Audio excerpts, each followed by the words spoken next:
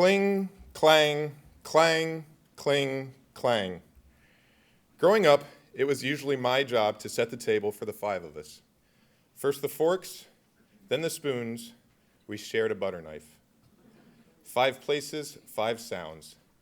Cling, clang, clang, cling, clang rang out over our dark brown antique kitchen table that my mother, father, older sister, and younger brother shared, usually 7 nights a week. When I was 13, my mother was diagnosed with breast cancer. My childhood ended with that diagnosis. 2 years later, after all of the surgery, after all of the chemotherapy, after all of the radiation, after all of the weight loss and hair loss, she called me downstairs to tell me that the cancer had spread to her brain and that she was dying. As a 15-year-old mama's boy, I threw myself to the worn living room carpet and said, "Then I don't want to live either." The words came out even before the tears that promptly followed. Certainly God would change his mind now. Mom exhaled a small laugh and with her bony hand, lightly patted the spot on the couch next to her. She did her best to wipe my tears away the same way she did when I was a child, but like a windshield in a storm, the water never stopped. "I want you to remember something," she said. "Even though you're going to lose me, you don't ever get to use that as a crutch." Her voice was firm but comforting. I didn't know what she meant. I had a 4-week sentence with crutches at the end of my 7th grade year when my left leg experienced severe growing pains, but this was different. A crutch, she went on, is an excuse to stop trying, to stop taking care of yourself, to stop living.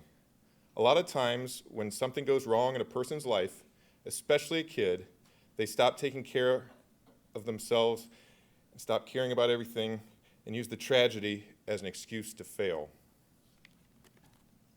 "You won't do that," she said.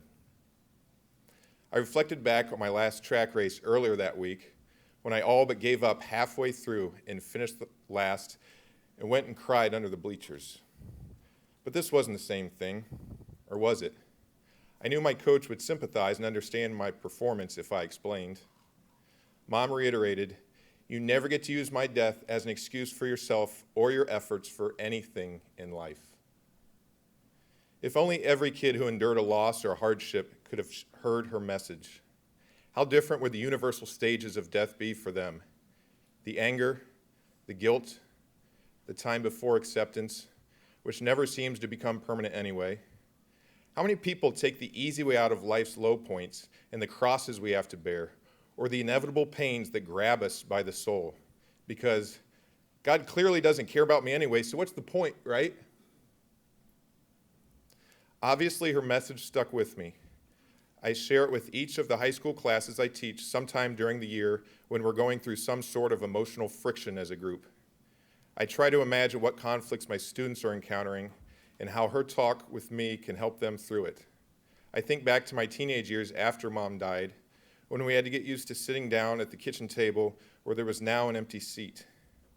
We had to learn to find the joys in life again and continue on with our daily tasks as a family of 4. Cling, clang, clang, cling.